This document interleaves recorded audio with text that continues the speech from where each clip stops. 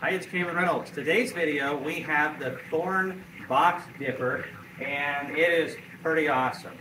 Wax dipping equipment is one of my favorite things to do because I hate painting so much. That's what makes me love this so much. So these are done, and we are going to slowly pull these boxes out. This is 5 mediums right here, ready to be honey scoopers and make honey for a long time to come. So you got to be careful pulling this out, as there's some wax in those boxes. We want to let that drain for a second. All right, now we're good. We're just going to hold this back to rest and cool down a little bit. As we take this one right here, and we're going to lower this down, and then take the lid.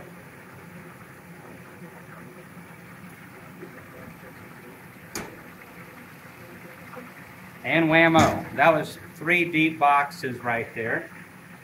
And right now, we have switched things up a little bit. What I mean by that is we don't do things like some of the old videos, 250 degrees. This is 300 degrees Fahrenheit for 3 minutes. This is massive. So if you were at the North American Honeybee Expo, shameless plug, then we had a speaker named Dr. Tony Gadai, and he talked about how they've done cross-sections and they've studied this. It's very common in Canada to wax dip your boxes. And at 300 degrees, 3 minutes does plenty good enough in getting a good cross-section cut and seeing the penetration that you want and preserving your equipment long-term.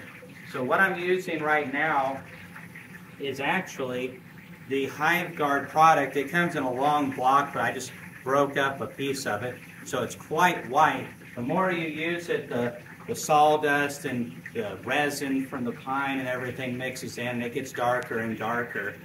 Yeah, but this stuff right here is actually designed for this in particular.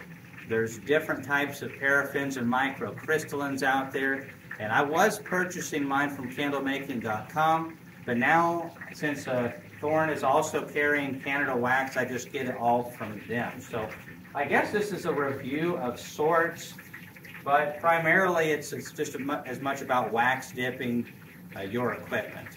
This is made in the USA, up in Wisconsin. I actually picked this up in person. I spoke at the Beet meet up there in Wausau and took the prototype model up there. I picked it up at the conference and tested it out. A couple of my buddies tested it out, and it worked really good. There's a few things that need a tweak, and so when I spoke, I took the prototype back up there, and this is the 2.0 model, which I believe is going to be ready to sell here shortly.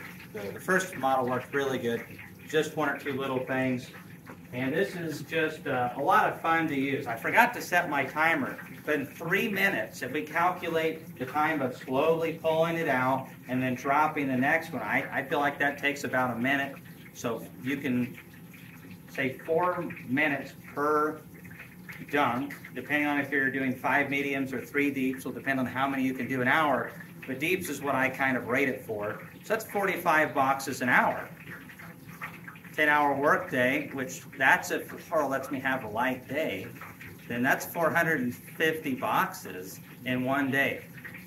And you're like, well, Kamon, this looks expensive. And you're not wrong. This is made in America, high quality, all that stuff. And Jed's done the majority of the designing, but I've been able to help out a little bit. Laurel's helped in the design process. And it's not cheap. However, wax dipping your equipment just completely seals them. This stuff is food grade, and the nice thing of it is, I know guys that have boxes that are 30 years old that were wax dipped one time.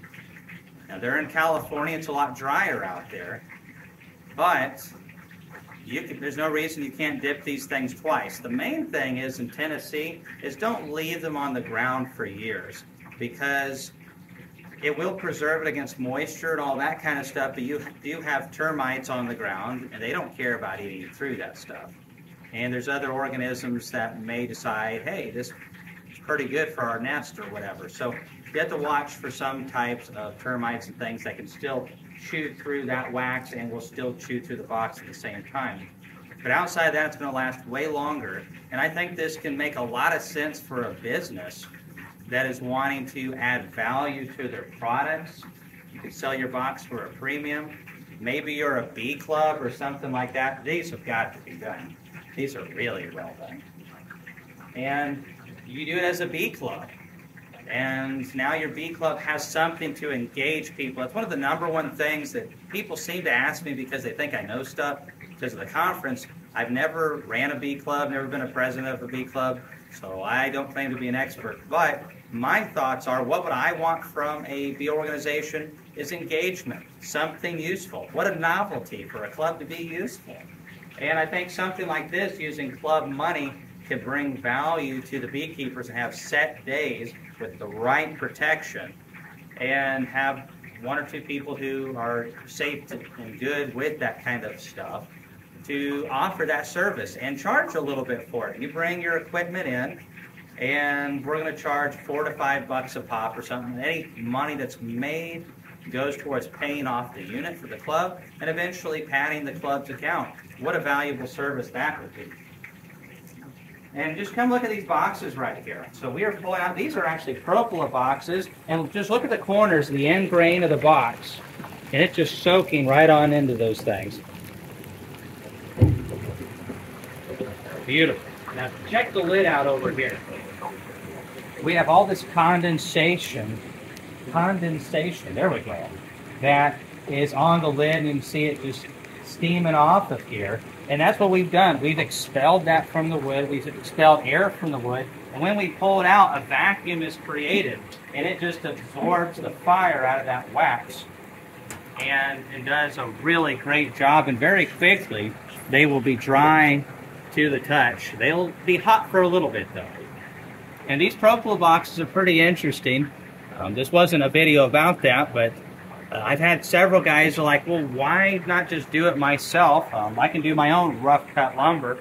And you do get a little bit more propolis with rough cut lumber, but this stuff, I've got some of them in the field, you get a lot more propolis on the walls than any rough cut lumber by, I don't know, 10-fold, 20-fold, a lot more. Gotta be careful dropping those things in, they'll splash it. Where you typically get burnt is from a splash, or if you don't have a long sleeve shirt on or some protection, you touch these hot metal bars, yeah. Some people wonder if we're actually really here. I'd like to touch them up against that metal. They'll know for sure that they exist. All right, let's pull these out. That's hot, but not too hot. And it's just so fast. And this is dry to the touch. When you wax dip with a good wax, you don't leave a lot of residue on the outside of the box. It's not gummy. That's not building up underneath my fingernails. That's really nice. You don't waste as much wax that way. But some people, like, I want an extra coat. Some people want them to have that extra wax on the outside. You can let this cool for just a little bit to where it's about air temp, 80 degrees, somewhere like that. And then you just dunk it really fast. And then set it out. And that will give you that exterior extra coat of wax if that's what you want. It will make that box slick in summer though, on those hot days. So just watch out for that. Tip that hide forward and that top box just escape right off the top. Until the bees get enough propolis underneath that, it'll be really slick. That's maybe another question. People ask a lot about this. Does this retard propolis production by the bees because there's already wax over everything? Absolutely not. If anything, I think they put more bee glue, propolis, same thing, in the hives. It is just not a difference at all. If anything, maybe they like it better. But this little machine right here, it's got some really nice features. The 2.0 has a great feature. If you're not on gravel, you can take a pallet jack, and whenever you need to move it, maybe you're on concrete, asphalt, whatever it is, and you're done with it. But it's full of wax, and a lot of it. You just slip a pallet jack or a set of forks under there and move that sucker. That is a really nice addition. Now mine is going to stay here, but eventually I'm going to probably get this concrete or move it somewhere else, and I'll be happy to be able to move it. calculations that I have right now, depending on how much wax that you purchase, and a few other things, it's probably going to cost you, depending on how big a bulk you're doing, about $1.40, $1.50 a pound. Now this is 2024, so for those of you watching the future, as you know, prices only tend to go up. But that's not a bad investment at all per box when you think about the longevity of these things. When I got into beekeeping 20 years ago, I was getting boxes for almost half of what I am now. I can't imagine still having all the boxes that I've lost over the years due to rotting. These, especially that are honey supers that are only out for part of the year, gosh, they're going to probably last for a crazy amount of time. And these propola boxes, what we're fixing to see. These, they're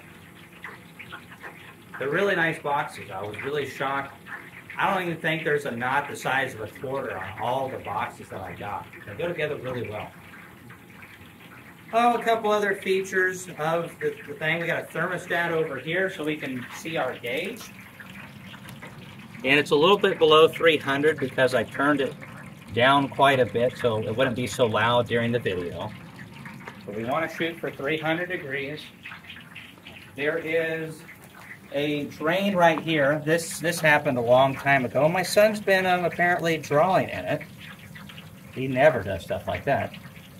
And this helps us if we want to be able to drain it out. And oh, let me just give you another tip while I'm here. Let's just go ahead and do it. So over here, when we had the prototype, we needed to get all the wax out of it, which was tremendously fun. We heated it up, dipped a bunch of boxes for a buddy of mine to test it out, and then when we were done, we dropped the temperature down to about 170, 180 degrees Fahrenheit, and we sprayed this, what is that, Ami, I suppose? 1080. I'll see if I can find this on Amazon or something. I think, I got this from Rossmann, but I'm not sure they have it on their website. I'll check and see if Rossmann's got it on their website. We just sprayed this mold release in here and just put a thin coating, and that was great. These tubs come from Sam's Club, and they're made in the USA, and they are tough. And they need to be because there's probably around 40 pounds of wax in this sucker, or really close to it. And it released quite well and made it work quite good. So there's just a few tips and tricks. The main thing when you're doing this is don't do anything stupid. Read the instructions. Don't have a lot of debris on the ground and be an idiot and burn a barn to the ground or something like that. Make sure you wear good gloves. These are like grilling gloves. There's some better ones out there, but these work really good. What I like about this Thorne unit is when we're dipping boxes, it's just super easy to not touch a lot of stuff, and so there's less chances of getting burned. The other thing is wear long sleeve. An apron would be really good. Wearing a face shield would be better. You don't want to get an accidental splash on your face.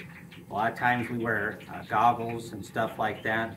Sometimes you should definitely do that.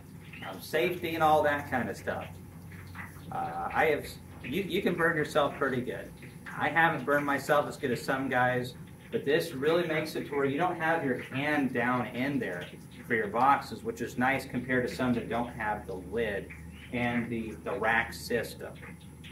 The only time you really have to worry about getting your hands in there a lot is if you're dipping lids or bottom boards and they don't fit with the rack system, so we stick them in. I usually do about 5 to 6 at a time.